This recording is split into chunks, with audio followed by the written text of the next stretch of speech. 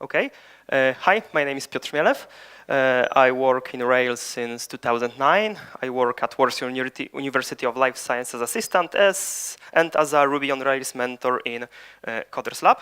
I want to ask you one question at the beginning. How many of you have ever used binding class? Okay. How many of you ever used block in Ruby? Yeah, everyone. This riddle will be solved in a few minutes, but let's start with this quite simple example. What will be output of this program?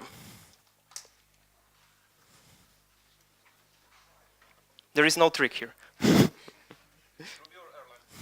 Ruby, Ruby. It will be pure Ruby, hopefully. Of course, it will be 12, yeah? It's obvious, but let's make it a little bit harder. Let's consider this method. You can use Unicode in methods as I discovered today. It's kind of fun. What will be output of this? It's not really obvious because we don't really know will it work at the first glimpse. Yeah, will it work? Yeah, it will work, and it's kind of unusual, to be honest. But if we want to understand that, we need to answer one question. What is actually a block in Ruby? Block in Ruby consists of two parts. Code, by code I mean lambda as in computer science, plus environment. Traditionally, it's called closure. So, changing our names here, what is actually a closure? First part is code. As you've seen before in presentation about RubyMine, you can disassemble the code of compiled Ruby because it compiles to kind of assembler instructions, and you can do this with this instruction sequence disasm, and you get this kind of long output. But when you do this, there is two things that's kind of interesting here, and I highlighted them. I mean, when we're calling a block, we're actually getting local and setting local variables. And it's really unusual because, well, it's local in block, but it goes outside of the block. So is it local or isn't? We need to dig deeper into closure theme because in the second part of the definition, there is hidden an answer. Closure also contains environment. Let's think about what is actually a YARV. So Ruby virtual machine that MRI runs our code on it.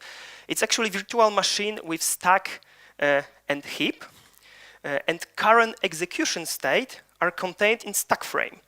Therefore, local variables are actually on the stack. And when we use lambda or when we use proc to compile instructions of Ruby, we actually change block into first-class citizen object, like normal variable. But there is a catch. Block is closure, we already know that, and closure need environment. So we need some way to contain the environment of code inside our block. And here comes our hidden hero of this presentation, binding class. When looking through the Ruby, pure Ruby point of view, it's simple object. It has its instance of binding class. It inherits from object, so it doesn't really. It isn't very interesting here. It's actually quite simple when we look only at the RB files.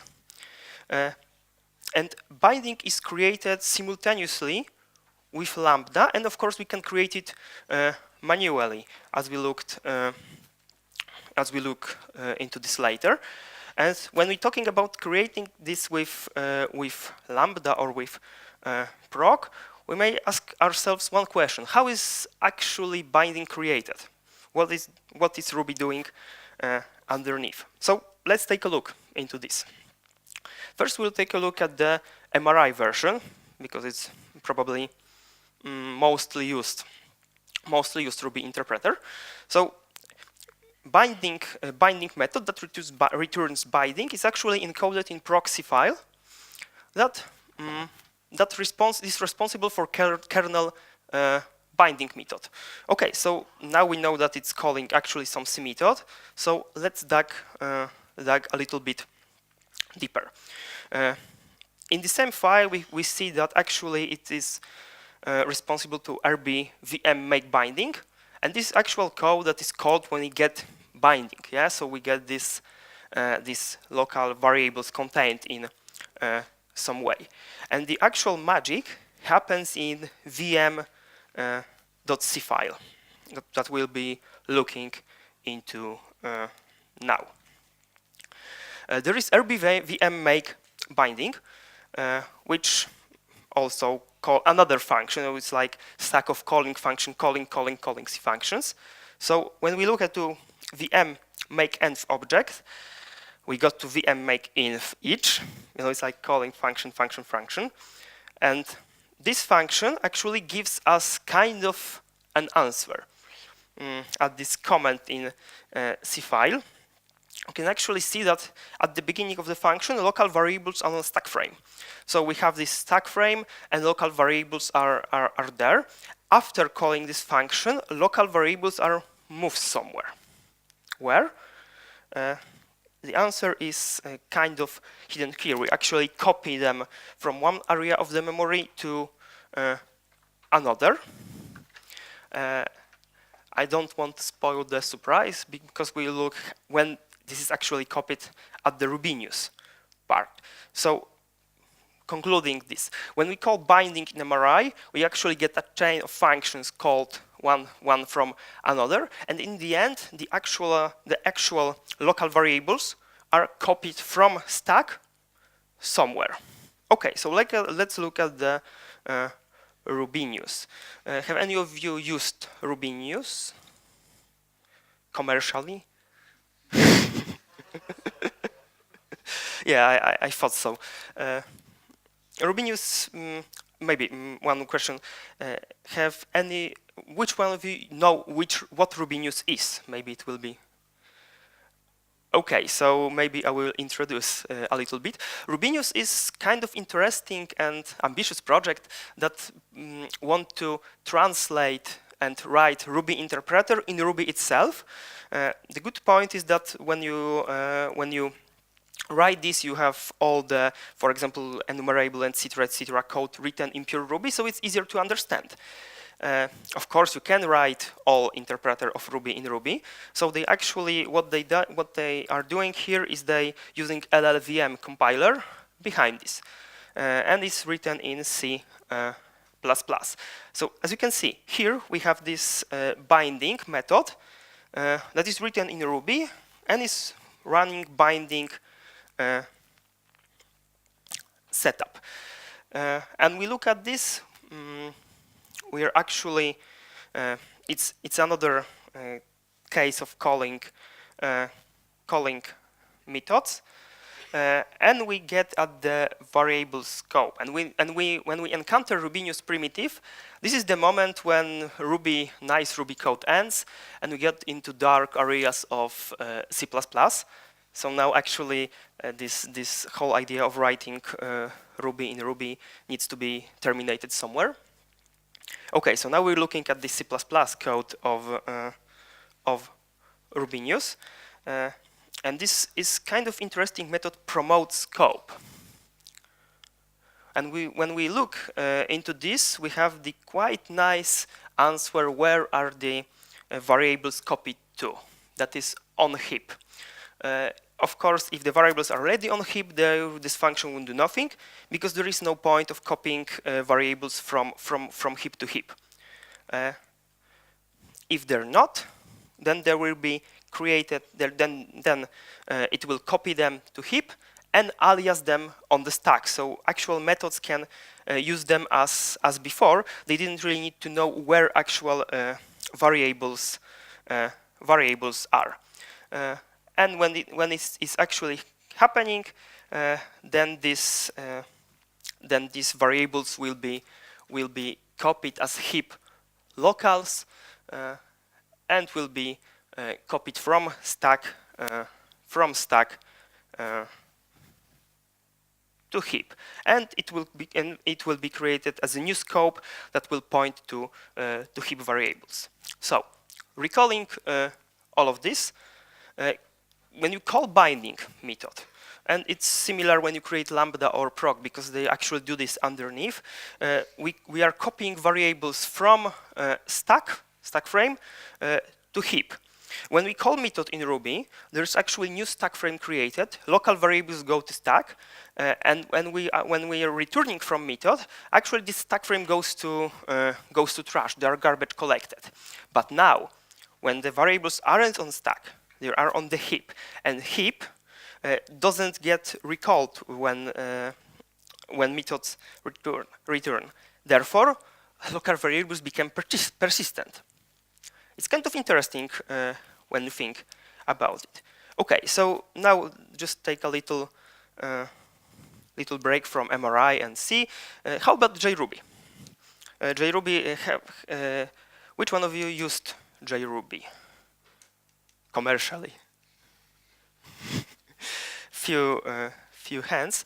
JRuby is implementation of Ruby written in Java that can be run on Java virtual machine. Nice thing is that it's written in Java, which is for me it's easier to read than C, but your experience may differ, I believe. In JRuby we have actually two classes. We have binding and RubyBinding. It's well, it's kind of it can be misleading at some point, but RubyBinding is Ruby class.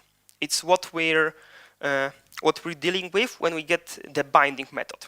We get returned RubyBinding, and binding, this is inside representation of a block. It's what's underneath. So RubyBinding actually points to binding itself, and it isn't exposed anywhere directly in JRuby interface. On the other hand, RubyBinding is exposed as class binding. So when we get binding class in JRuby, and as a JRuby I mean in JRuby interpreter, we actually get RubyBinding class. Okay, there is one actual quite interesting thing.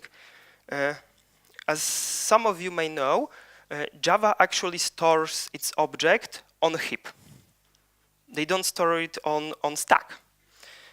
Therefore, this binding may be a little bit more interesting here and probably a little bit simpler.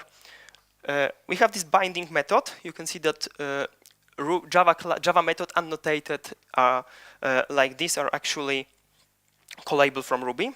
So we can get this method and be called binding, and we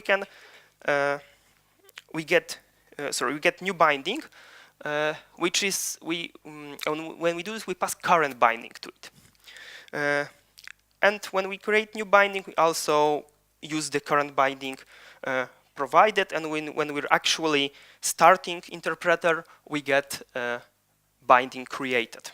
Yeah, so we get binding, top-level binding created at the start of the program, and the new bindings actually kind of, we can think of forked from this. And when we create block, we also assign provided binding.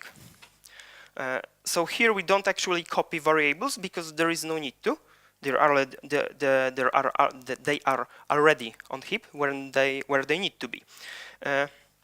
And we can see that, for example, when we call each method, we actually create new block passing current binding. Okay, so this is kind of other stuff. It's simpler, but it's also, I believe, interesting. But let's go back to MRI world. So what can we do with binding? When you get binding, we can get local variables from it. We can get the array of local variables. We can get value of local variable, each and every one. There was kind of funny bug in Ruby 2.2.0, I believe, that when you call binding on method, you actually get local names of method that hasn't been called yet. because some of the stack frame and trying to evaluate it was total disaster, and it resulted in crashing Ruby interpreter. They fixed it pretty fast, but it was really really interesting. Okay, so we can get local variables, but we need to be careful. For example, when we create lambda, we create variable. We create lambda, and this lambda has this variable in scope. It's cdem because it's in their binding. But when we change the variable later, it also changed the variable that was provided to lambda. It's because, as we said before, when we call binding, we create lambda, YARV internally copies all these variables from stack to heap and aliases them and use these variables as new stack frames. So when we change them, we actually changing the same variables that lambda has access to. Okay, well, then we have this kind of example. We create local variable and we create two lambdas, one of them adding one and one of them removing one from the variable. What will be the result of this function? What will be the output? What will be the value of A after all this function? Lambda's called probably. Yeah, 1, exactly. It's because all lambdas are actually operating on the same copy of the stack frame. So when we create multiple lambdas, they all get access. The actually variables are persisted once on heap, and they all access the same variables, no matter how many lambdas we create. Okay, so there is one question that arises here. Can we change the binding we're actually working on? And the answer is almost. For example, let's look at this code that sends. We create new lambda, we set instance variable there, we call lambda, and the variable isn't available outside of the lambda. Well, why? Because when we think about it, it's the same binding, it should work all the way. Unfortunately, or fortunately, I believe, original stack frame doesn't have this variable. So there are different lexical scope. If Ruby needs to search all the binding for the variables, not only the lexical scope, it wouldn't be very, very convenient. Okay, so what if we call this binding from inside of an object? Then we got this one kind of neat method. So we create class, we give them one instance variable, and we write method that will return binding from inside this class, and we get this nice method receiver that will actually return what will be self of this binding scope. So it will be receiver actually returns what will be self right here. What else can we do with binding? Because now I'm showing you some fragments of code. For example, we can eval in scope of this binding. So I'm writing this function that sets two local variables, set them in scope of the binding, and actually run simple addition of both these local variables declared there, and it's working. Yeah, it's evaluating in this scope of this binding. Of course, we can also change it, as I said before. So we can set new variable and access it. It won't be available in current lexical scope, but it will be still available as local variable that you can get. So since binding is an object, like everything in Ruby is an object, and it gives us access to local variables, it gives us access to receiver, etc., etc. Then it's really nice thing to do. Use it as a tool to write our debugger, and this is how actually pry work. It extends object class to added method pry, When we call binding.pry, we get access to all the local variables because, well, it's work. Have any of you ever called pry without binding? Pry, simple, not binding pry, but pry. Not really. I did this one time by mistake. And the funny thing is that debugger load, but you can only access instance variable. You don't have access to local variables because you're not accessing them in scope of the binding. This is the tool that bindings gives you. Okay, so since binding give us local variables are also very good to use at the templates. And this is how RB actually works. We have this simple template that got one variable, and if we try to run it simply without this variable, of course we get name error. But we can call it providing binding that contains all of the local variables, and it renders properly. And when we look into the ERB code, we see our good friend eval with provided binding. And since I'm talking about binding, I wanted to talk to you about few words about tracepoint, which we already have seen today.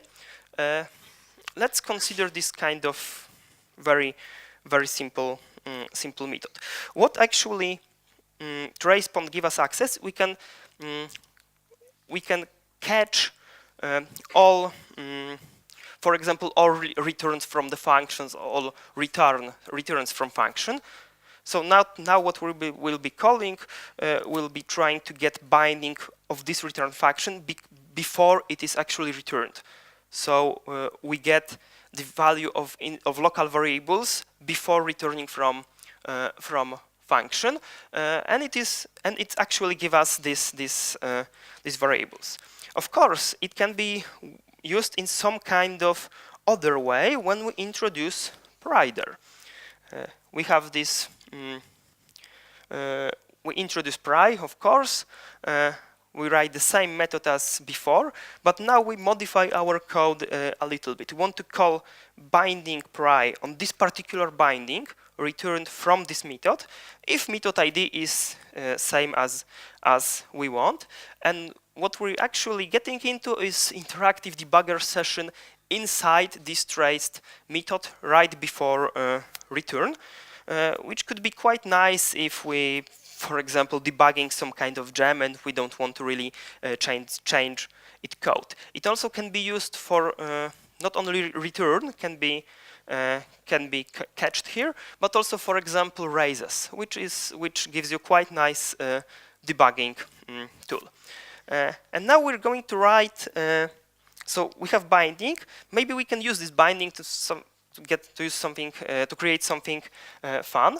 And we're going to write some kind of micro container like openstruct style, because we can do this, and it may be kind of interesting. Common for examples will be initializer that will assign this binding to local variables. Okay, so let's try version 1. Version 1 will be very simple.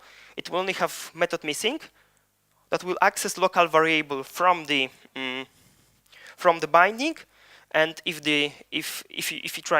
we're trying to set it, it will set this in binding. Yeah, very simple. Of course, I'm omitting here respond to because it isn't very important here. But of course, we should also write respond to properly here. Okay, we need to benchmark it. We need to compare it with openstruct. Okay, so benchmark will consist of a few parts.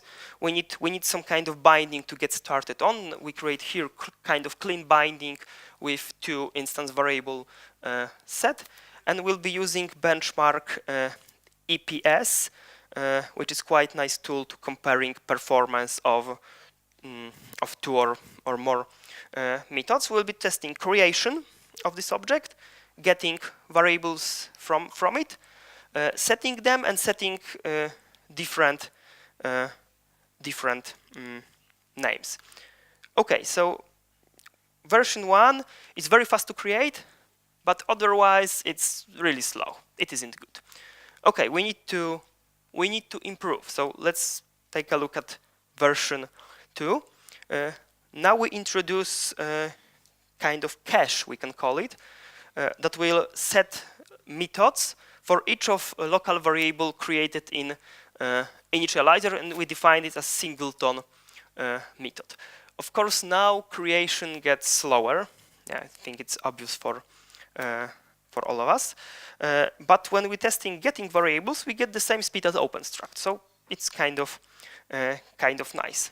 Okay, so now we want to speed up setting the variables. So here comes version 3, when we actually not only set cache for getting variables, but also for setting variables. Okay, it's a little bit better, but it isn't still what we're looking for. So let's create another cache. But because when you're looking into these variables, as you know, calling method missing is very expensive. And if we can change it, we can replace it with singleton variables, it will be always faster.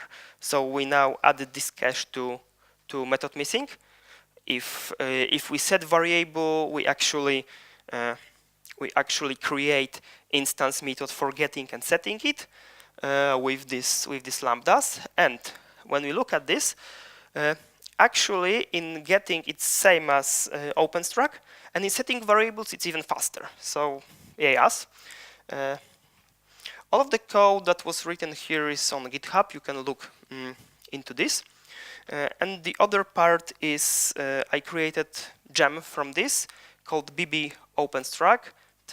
Sorry, if you want to take a picture of the URL, but I will provide slides after the talk, so there is no need. Also, I created gem BB openstruct that actually provides all openstruct API, but instead of hash below, uses binding. Why?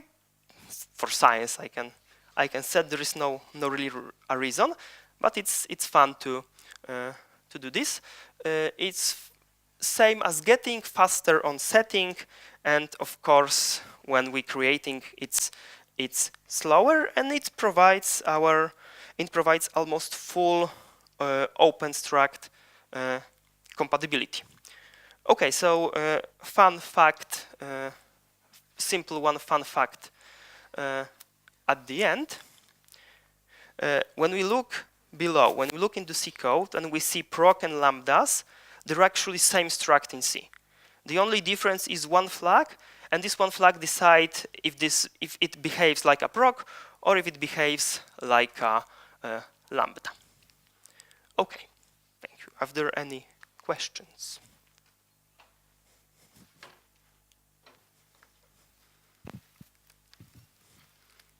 Okay, not really. Okay, thank you. Okay, thank you very much. And at the